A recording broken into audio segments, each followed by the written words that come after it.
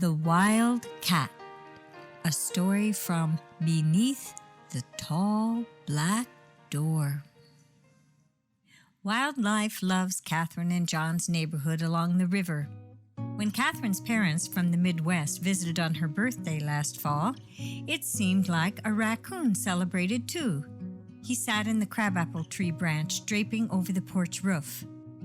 The raccoon stared down at her while she talked to it. They communicated about rights and boundaries.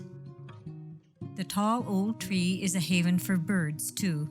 They sit and wait in turn to fly to the bird feeder tray nailed to the end of the porch. In front of the house, the dead-end street alongside the river makes a difficult turnaround.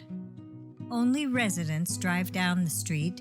Most of the traffic is carolers at Christmas, joggers in the spring, and noon-hour walkers from the local businesses.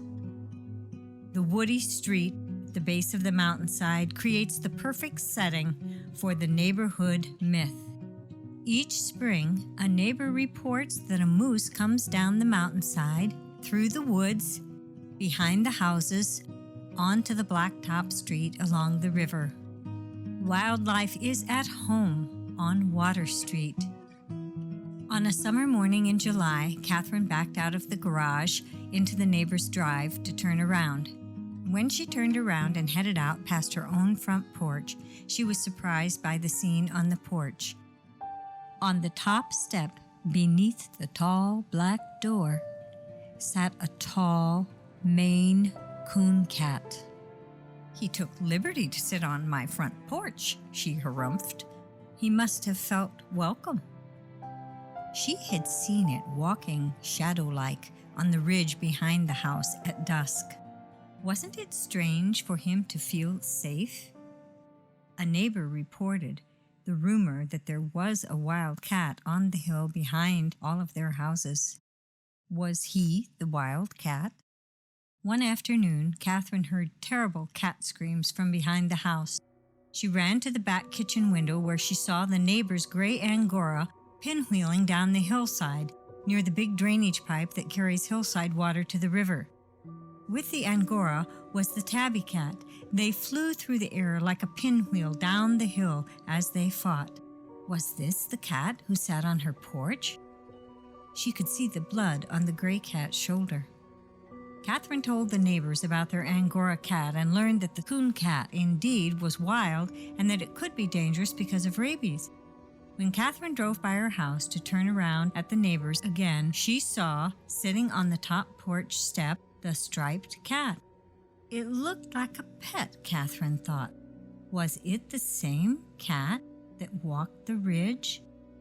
It looked like a sphinx, peacefully dozing in the sun while ruling over their house.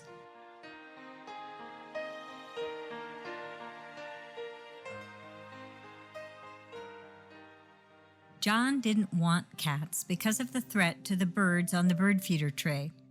When his father-in-law had come to visit, he had given them a huge bag of seeds, one especially for wild birds, and a huge plastic trash can to put the seed in so it would stay dry. He had tied the lid down with a piece of rope to keep raccoons out who would get in and eat the seed. In addition to the birds, John and Catherine had also wanted to protect their new friend, which they attracted to the yard several years ago, a ground squirrel who returned each year when they put out the bird seed. However, they didn't want her to eat the seed from the seed bag in the woodshed. The first year, John and Catherine named their squirrel Elizabeth. Catherine remembered black and white striped scamps she'd seen on their family's vacation in the Rockies when she was a teenager.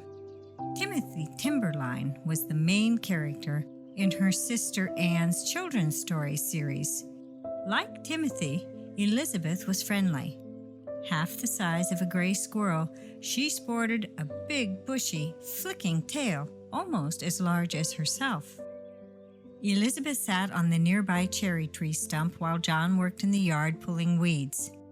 She watched and chitted at John as squirrels do. Perhaps she was decoying John away from her underground house near the roundel of flowers. Sometimes she sat in the top of her tunnel, It was about the size of a mustard jar lid, and she would watch him from there. Catherine would walk out to the rondel to pick flowers and would forget about Elizabeth's house entrance. Several times Elizabeth ran by underfoot, coming out or going in so fast that Catherine would stumble to prevent herself from stepping on her. Elizabeth chitted from the roof edge of the garden shed when Catherine dug the flower garden along the back rock wall under the kitchen window.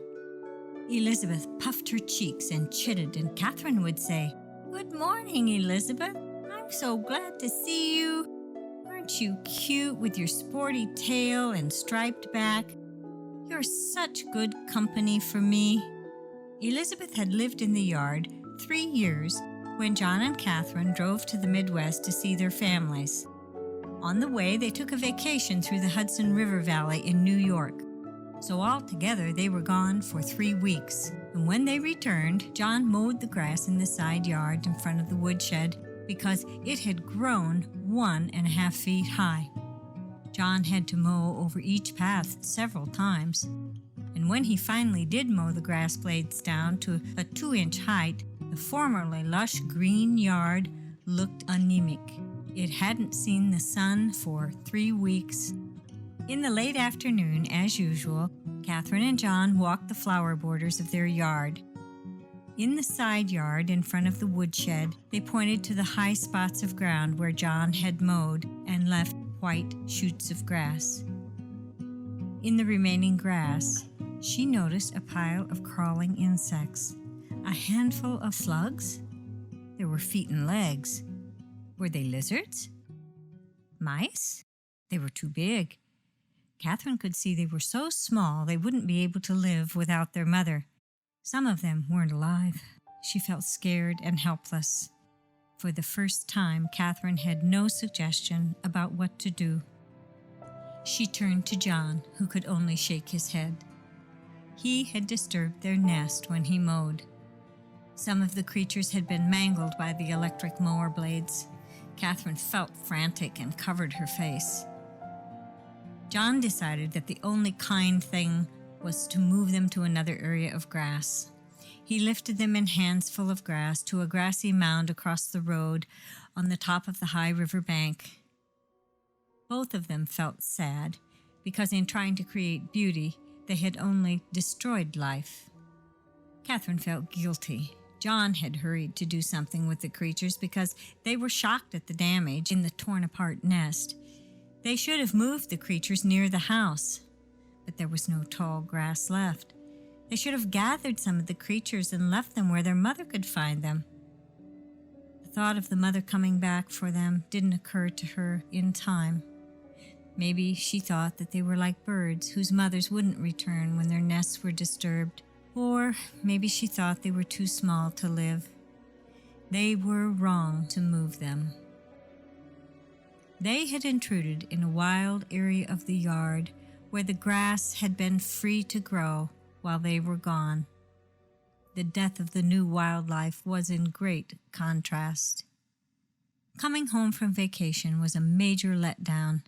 John said, "I haven't seen Elizabeth by the roundel. She hasn't chitted from the cherry stump." Catherine spoke quietly. "The creatures we found were her babies, I'm sure." She thought Elizabeth had nested near the woodshed where the birdseed is kept in the garbage can.